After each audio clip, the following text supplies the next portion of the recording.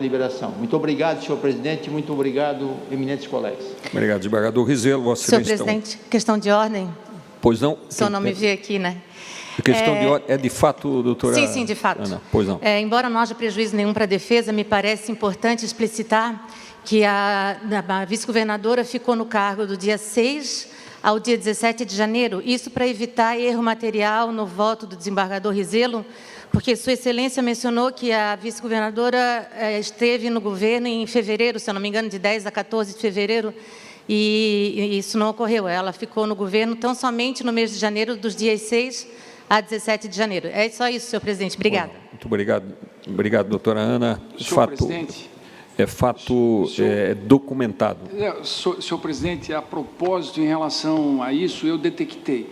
Na verdade, a senhora vice-governadora ficou no exercício de 6 a 17, se eu não me engano, deve ter sido uma sexta-feira, e o governador assumiu sábado, mas embora tenha entrado em exercício automaticamente na segunda, mas embora tenha entrado em exercício automaticamente no dia em que a vice-governadora deixou.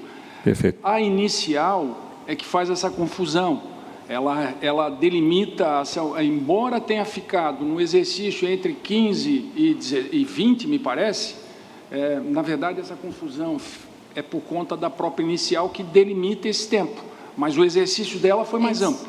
Perfeito. Por isso a importância dessa questão de fato, senhor presidente. Muito obrigada. Eu agradeço a participação e vamos continuar com o julgamento. É fato incontroverso, isso é documentado nos autos, perfeito? Farei o ajuste, senhor presidente. Perfeito. Desculpas aí pelo Muito bem. Vossa Excelência, então, encaminha o voto no sentido do não acolhimento das denúncias dos representados.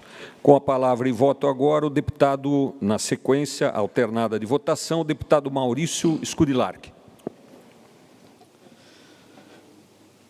Obrigado, senhor presidente. Queria saudar aqui todos os membros, senhores desembargadores, deputados, todos que acompanham, a imprensa, o Estado de Santa Catarina, o Brasil, saudar os nossos servidores, tão preocupados aí em nos assessorar, nos ajudar em fazer justiça, em fazer o melhor possível. Saudar os Dr. Péricles Prade, temos uma admiração profunda, amigo do meu amigo Roberto Carvalho Fernandes, né? A doutora Ana Blasi, doutor Marcos, saudar a todos. Dizer que ontem à noite até o meu filho me ligou para saber como eu estava. Eu disse, filho, estou bem tranquilo, com a minha consciência tranquila, para cumprir o meu dever. Apesar de que estou vendo que um de acordo do governador não vale nada. Não é ordem, não é nada, mas estou chocado, mas vamos em frente. Senhor presidente, a base da sociedade é a justiça.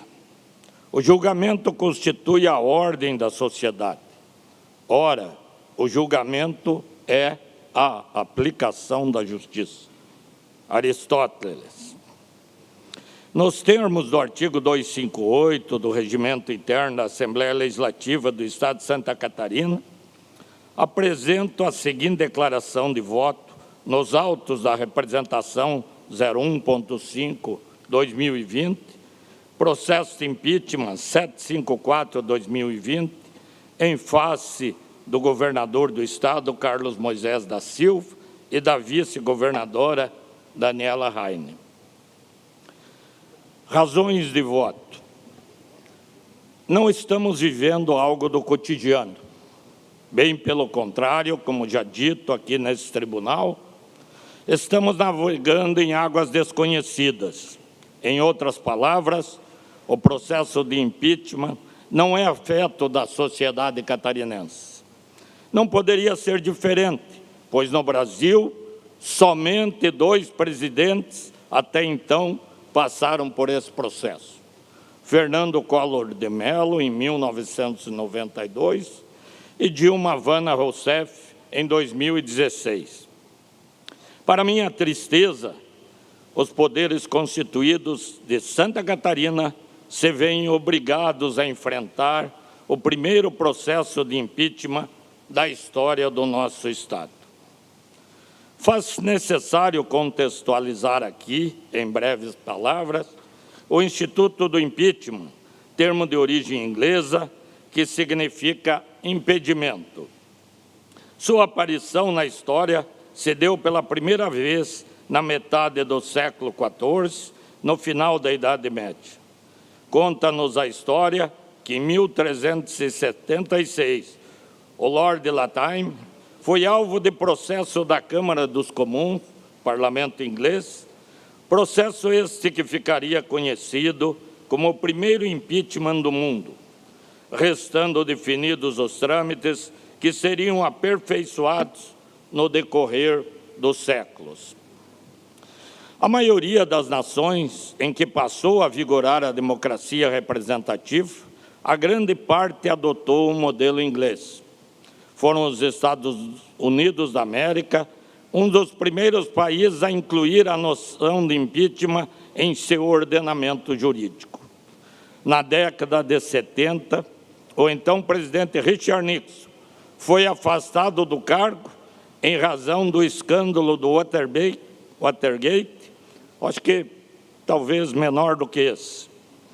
No Brasil, a previsão do impedimento estava inclusa na primeira Constituição Republicana de 1891. Após a redemocratização e com a promulgação da Constituição Cidadã em 1988, que está em vigência até os dias atuais, além de assegurar os direitos como a liberdade individual, eleições diretas, a Carta Magna manteve o impeachment. Assim, a Constituição do Estado de Santa Catarina, em observância ao princípio da simetria, também confirmou o impeachment de seus governantes, caso incidam em infrações capituladas como crime de responsabilidade. Digo isso, excelentíssimo presidente e nobres membros desse tribunal, para repelir com veemência qualquer tipo de insinuação daqueles que, de forma dolosa, tentam desvirtuar o processo com informações inverídicas de que as condutas imputadas aos denunciados não são graves ou que estaria em curso um golpe. Repita-se a exaustão, o processo de impeachment é doloroso para todos, principalmente para o cidadão catarinense, mas é, acima de tudo, constitucional. Como julgador, que estou nesse momento ímpar da história da política catarinense, não irei me afastar uma linha sequer dos ensinamentos que fui forjado pelos meus pais e passo aos meus filhos: honestidade, trabalho fervoroso, amor e respeito ao próximo. Quando resolvi entrar para a vida pública, foi imbuído do espírito republicano e pelo zelo à coisa pública. Acredito que estou no caminho certo, pois foi pautado nesses ensinamentos e nessas virtudes que passei pelo sagrado escrutínio das urnas, pelos votos dos catarinenses, que me fizeram estar agora no meu 4º mandato. Não sou aventureiro nem adepto de vaidades. Tenho experiência e consciência do meu dever como homem público. Para aqueles que se acham donos do poder absoluto, deixo para reflexão os ensinamentos de Montesquieu, no chamado sistema de peso e contrapeso. Dizia o iluminista: só o poder controla o poder. Não existe subordinação entre os poderes. A subordinação está nos preceitos legais que nos vinculam ao comportamento probo. Este egrégio tribunal tem o dever de ir à busca da verdade real, que é perseguida no processo penal e que deve ser utilizada subsidiariamente por nós ao analisarmos essa representação, conforme artigo 79 da Lei 1079, de 10 de abril de 1950, que define os crimes de responsabilidade e regula o respectivo processo de julgamento. O que me preocupa muito nesse atual momento da sociedade e das redes sociais totalmente influenciáveis por segmentos detentores de poder é a banalização da criminalidade, a minimização dos crimes e a criminalização das vítimas. O gravíssimo de ontem é o banal de hoje. A tolerância é maior que a justiça. O justo é alvo de chacota. E, infelizmente, a vítima é mais investigada e responsabilizada que os autores dos crimes. Ao inverter os valores morais, sociais e familiares, e diante da omissão dos responsáveis, estamos destruindo nossa sociedade. Atribui-se a Martin Luther King uma frase de valor inquestionável: o que me preocupa não é o grito dos maus, mas o silêncio dos bons.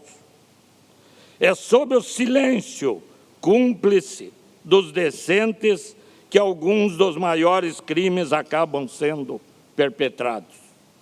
A omissão é o maior dos erros. Apenas para consubstanciar, tomo a liberdade de tecer rápidas considerações. Como ficou cristalino no parecer, o que estamos analisando nessa sessão é se a denúncia deve ser ou não ser objeto de deliberação. Em outras palavras, se a denúncia deve ser recebida no processo de impeachment. Pois bem, o cidadão Ralph Guimarães Júnior, com fulcro no artigo 75 da Lei 1079, efetuou denúncia em face do governador do Estado, Carlos Moisés da Silva, da vice-governadora Daniela Cristina Raine, como também do então secretário de Estado da Administração, Jorge Eduardo Tasca. Todos, segundo o denunciante, incorreram nos crimes tipificados no artigo 4º, inciso 5º e 7º, combinado com o artigo 9º, item 7, combinado com o artigo 11, item 1, combinado com o artigo 74, todos da Lei 1079 de 1950. Não fosse o Intercept, talvez hoje ainda nós não teríamos tomado notícia dos respiradores pagos de forma fraudulenta, né? Não fosse o Ralph, um cidadão que acompanhou essa situação, talvez nós não estaríamos sabendo desse pagamento sem lei, sem autorização e completamente irregular, que só numa ação de atrasados quer tirar dos cofres do Estado 8 milhões de reais, além de quase 1 milhão por mês nesses pagamentos.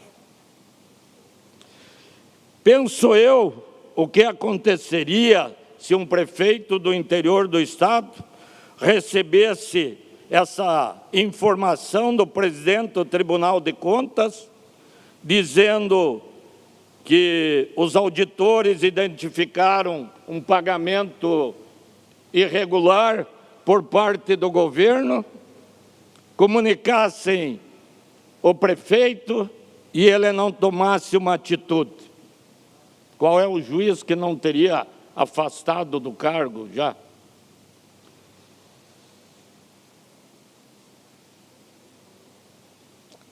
Além da comunicação que o governador tomou conhecimento, eu vejo aqui que nós temos que nos basear no desembargador Pedro Manuel Abreu, porque ele voltou atrás num próprio ato que havia praticado, quando soube dessa informação. Entretanto, o governador do estado não adotou providência nenhuma, ficou inerte. O desembargador Pedro Manuel de Abreu foi probo, foi responsável com os recursos públicos e de imediato suspendeu uma decisão que havia concedido. Falou bastante o nosso desembargador Rizelo sobre conluio. É evidente que é um conluio. O governador, dentro da sua política de seu bonzinho, de não aumentar a despesa, não quis assinar e vetou o aumento aos procuradores. Isso levou, inclusive, à saída da antiga procuradora-geral. E o novo veio, mas que tinha que resgatar esse aumento dos procuradores.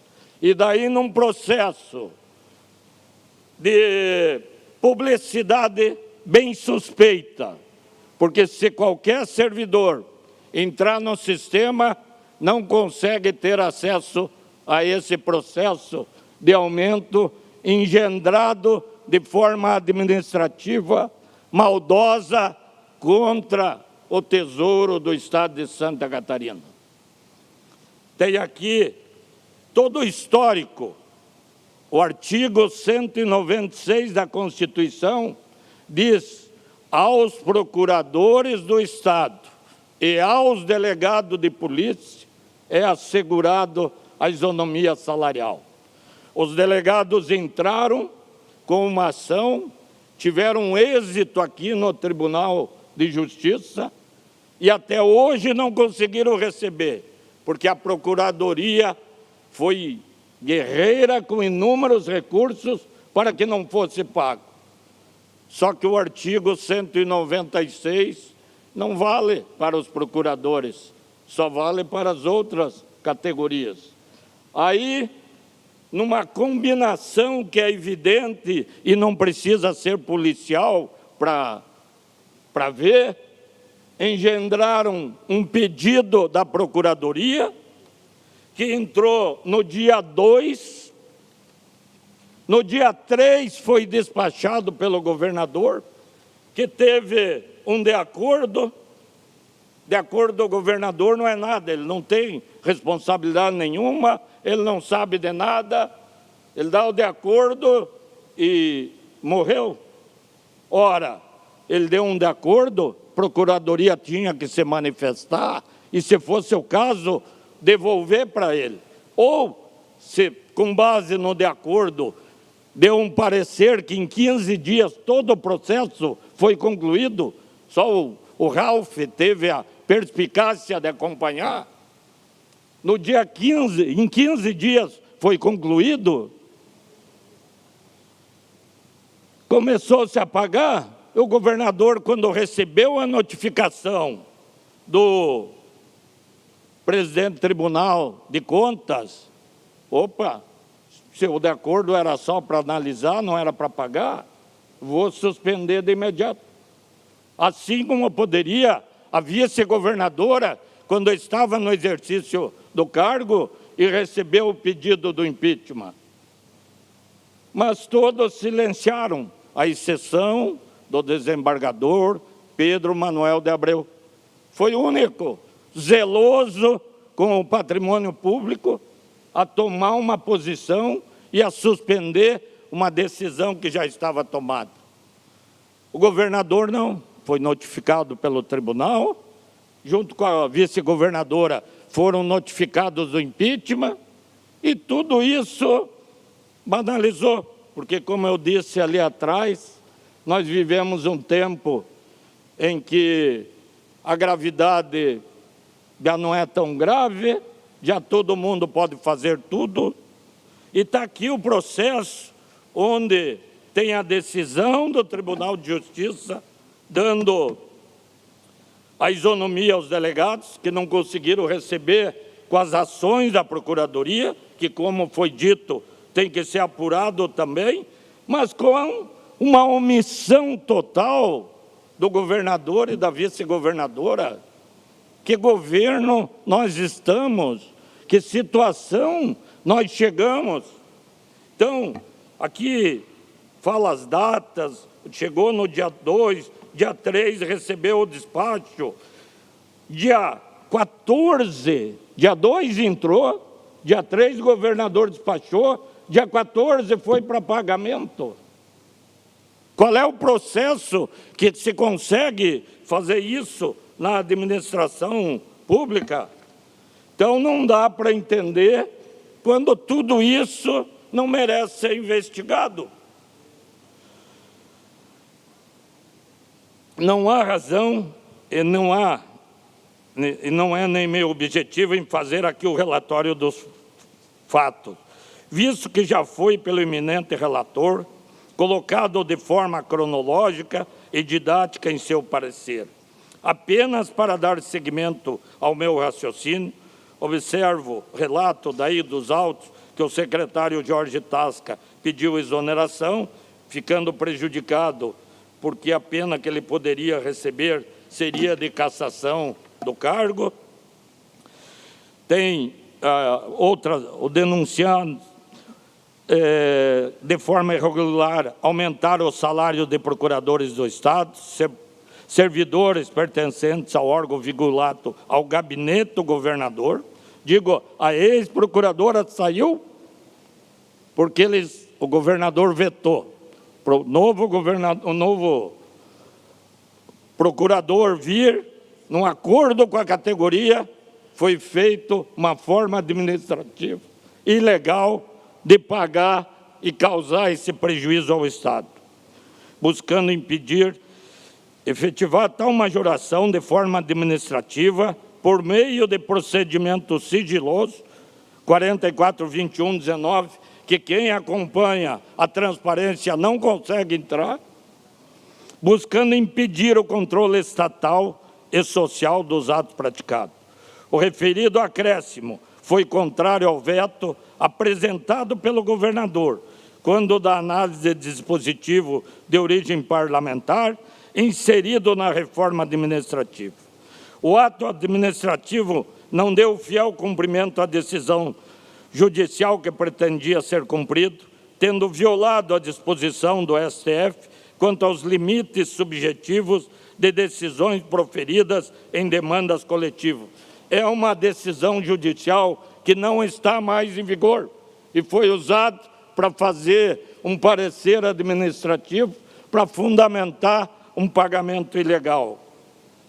Em seguida, o denunciante individualizou as condutas dos denunciados e as tipificou, afirmando que a vice-governadora, no exercício do cargo de governador, não é a vice que está sendo acusada, é a governadora que estava em exercício, porque dizem nas redes sociais, como eu disse mais no início, e que fazem virar verdade, que a vice está. Não, a vice está sendo responsabilizada por um ato que praticou quando estava no exercício do cargo. Muito menos grave foi o ato do deputado João Rodrigues, quando o prefeito de Pinhalzinho, quando o vice-prefeito, assinou um documento de uma licitação de um trator de R$30 mil e perdeu o mandato e ficou inelegível. Muito menos. Ele assumiu por alguns dias e assinou um documento e lá foi afastado, foi condenado e ficou inelegível.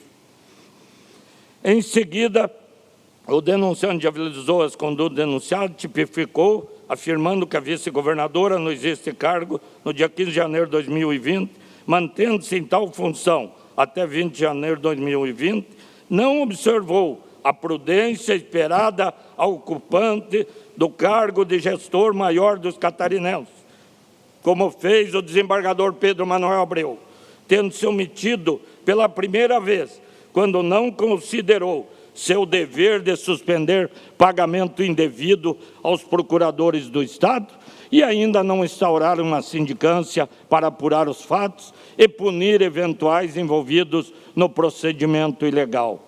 Afirma ainda que, embora tenha sido intimada sobre a primeira denúncia, processo impeachment 0073, manteve-se inerte quanto às suas obrigações. Pela segunda vez, nas palavras do denunciante, a vice-governadora omitiu-se quando, em 10 de fevereiro e 14 de fevereiro, o governador do Estado noticiou publicamente sobre o mandado de segurança da capital, dizendo que tinha conhecimento da decisão que autorizava. Era outra decisão baseada na decisão ilegal do governador. Daí, baseado-se nisso, pediram os atrasados. Aí, quando o tribunal alertou, o desembargador, com zelo, com respeito, suspendeu aquela decisão. O governador se escudou na notícia para continuar o pagamento. Ainda indica o denunciante que a vice-governadora, em ato doloso, ou seja, intencionalmente, encampou a ilegalidade da verba de equivalência ao defender expressamente a sua existência e efeito, após longo arrazoado, firmado de próprio punho nos autos do processo de impeachment. O processo de impeachment, ela não disse que ia apurar, não disse que... Ela disse que era legal o pagamento, que ela concordava porque era legal. Em manifestação nas folhas 208 e 248 daquele procedimento, equivalente às folhas 275 e 315 da presente representação. Quanto ao governador do Estado, Carlos Moisés da Silva, o denunciante atribui as condutas omissivas do chefe do Poder Executivo, ou seja, o gestor primário, portanto, os mesmos atos omissivos praticados pela vice-governadora. Pois para o denunciante, o governador, detentor do poder-dever, teria obrigação de suspender os pagamentos, e teria mesmo, da dita verba de equivalência, como também determinar a instauração de sindicância para apurar as irregularidades do pagamento indevido e punir os responsáveis pelo procedimento irregular. A defesa da vice-governadora alega que se tratava de autorização do processo, veio aos autos em sua sustentou a licitude do pagamento da verba de equivalência diante do tratamento isonômico dos procuradores do Estado. Afirmou que os procuradores da Assembleia recebem sua remuneração pelo mesmo fundamento jurídico dos procuradores do Estado e, caso existisse irregularidade, existiria a responsabilidade da presidência dessa Casa Legislativa. Sustenta que a interpretação acerca da inconstitucionalidade do artigo 196 da Constituição Estadual, que confere a isonomia proveniente da decisão do mandado de segurança 2008, 054-819-5, apresenta um raciocínio complexo e que eventual divergência interpretativa não poderia dar aso à configuração do crime de responsabilidade. Arguiu a existência de um ofício de sua autoria endereçado ao secretário de administração, solicitando explicações a respeito da paridade remuneratória. Numa hora ela pede explicação, na outra hora ela sustenta que o pagamento é legítimo. Sustenta que, após ser intimada acerca do primeiro processo de impeachment, reuniu-se com o secretário da administração e com a procuradora-geral, buscando esclarecimento, afastando assim a omissão referente ao ato.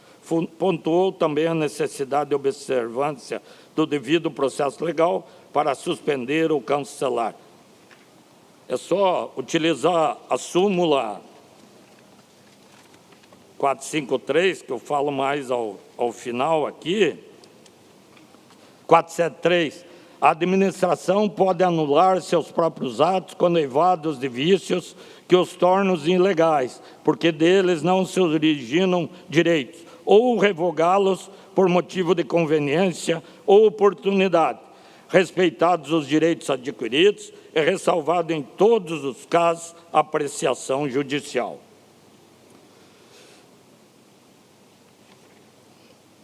A defesa do governador se manifestou no sentido de que as decisões juntadas, decisão de mandado de segurança de 98, 2019, usando o mandado de segurança de 98, num pedido administrativo, e está certo, né?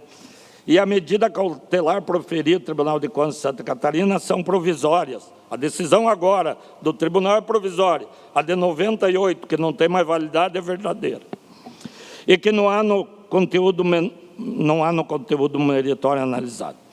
Quanto à decisão do TCE, afirma não existir indício de ato ilegal praticado pelo governador, que cabe exclusivamente à Procuradoria-Geral do Estado análise de cumprimento de decisões judiciais, que, caso o governador realizasse tal análise, incorreria em crime de responsabilidade.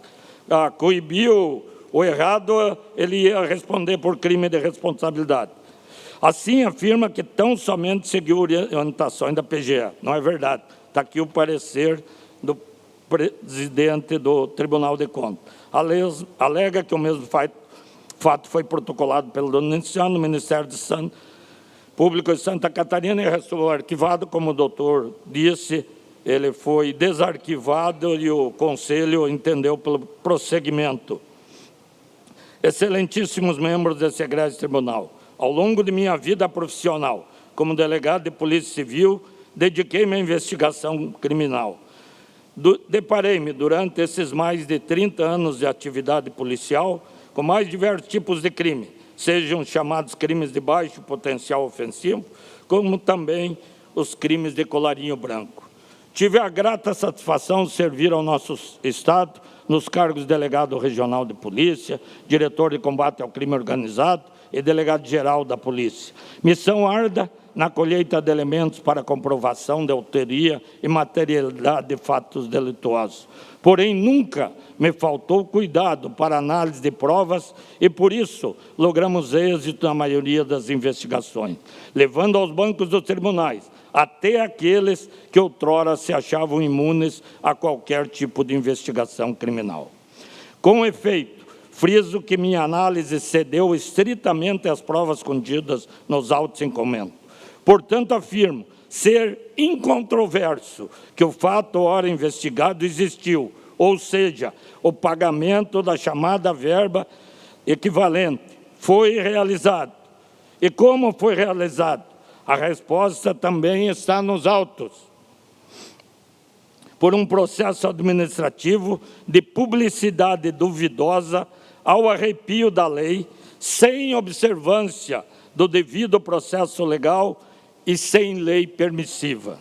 É necessário lembrar, nesse contexto, que a vice-governadora é advogada com atuação no ramo do direito administrativo, como também o governador, egresso dos bancos acadêmicos, bacharel e mestre em direito, tendo atuado em universidade como professor de direito administrativo e constitucional, inscritos nos quadros da OAB, advogado.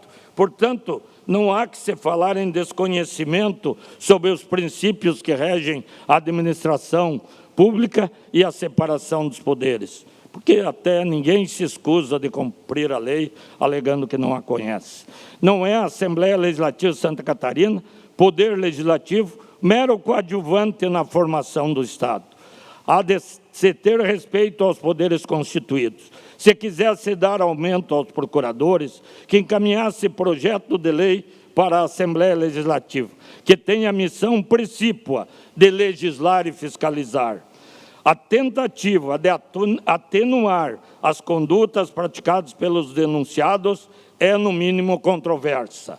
Tanto é verdade que o resultado dessas condutas custou aos cofres públicos a importância de R$ 770 mil mensais, totalizando cerca de 5 milhões e 500 em um período de 7 meses, mais o atrasado em torno de 8 milhões. E, pasmem, nobres pares, somente foi sustado pelo Poder Judiciário que o fez. Quanto aos denunciados, calaram-se e permaneceram inertes. Há de se esclarecer que a emenda constitucional 1998 fez com que o Estado de Santa Catarina sancionasse a Lei 15.215, de 17 de junho de 2010, que fixou o subsídio mensal dos membros de carreira de procurador de Estado, a que se refere o artigo 37, inciso 10º e 11º, e parágrafo 11 do artigo 39, parágrafo 4º, e artigo 135 da Constituição Federal e artigo 104A da Constituição do Estado. Até então, os procuradores tinham suas formas de pagamento por remuneração, passando a receber por subsídio. O mandado de segurança 2004-036-770-3, que transitou em julgado em 25 de setembro de 2006, que deu base à chamada verba, teve por suporte outra situação fático-jurídica. Ainda a emenda constitucional 1998 excluiu o parágrafo 1º do artigo 39 da Constituição Federal, a isonomia de vencimentos para cargos e atribuições iguais ou semelhantes do mesmo poder, ou entre servidores dos poderes executivo, legislativo e judiciário. Em que pese o respeito à pretensão de aumento dos procuradores, outra hora disseram os mesmos procuradores, no embargo Declaração 902-03-6550-98, 2004, sobre outro processo envolvendo pleitos delegados de polícia, com a mesma fundamentação legal, que disseram os procuradores, que agora estão sendo beneficiados, que a Constituição Federal não cuida da isonomia pretendida pelos embargados e a Constituição do Estado não é lei para fins de que cuide os artigos 39, ambos da Constituição Federal, notadamente por não haver interferência do governador no processo de elaboração constitucional, iniciativa, sanção ou veto, de violação ao princípio da separação dos poderes, de afronta ao artigo 37 da Constituição Federal e de respeito à súmula 339 do STF. Então, o mesmo 196 da Constituição Estadual não tem validade para outras carreiras, mas apenas para os procuradores do Estado, quanto está lá expressamente. Aqui eu não vou fazer a leitura dos artigos. Inegável que tais fatos são típicos e ilícitos, e há fortes indícios de que a autoria recaia sobre os ora denunciados. A dúvida que paira nesse momento é por qual motivo o aumento se deu por meio de processo administrativo, diga-se, de publicidade duvidosa e com qual interesse. Por que a vice-governadora e o governador não suspenderam o pagamento irregular quando tomaram conhecimento por decisão judicial que suspendeu tal pagamento e por notificação do processo de impedimento em janeiro?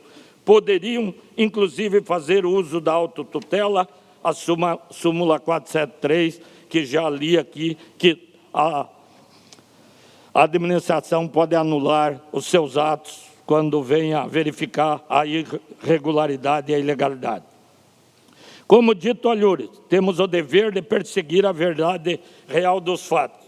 E isso somente é possível em um Estado democrático de direito, pelo devido processo legal, oportunizando a ampla defesa, ouvindo os envolvidos e testemunhas, para que possamos, de uma forma imparcial e com mais elementos cognitivos, fazer justiça, a justiça esperada pela sociedade catarinense. Nesse diapasão, a meu sentir, o voto do excelentíssimo relator está irretocável.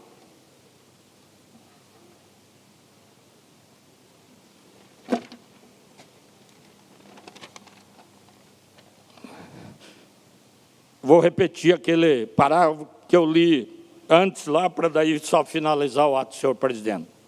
O que também muito me preocupa nesse momento da sociedade, das redes sociais totalmente influenciáveis por segmentos detentores do poder, é a banalização da criminalidade.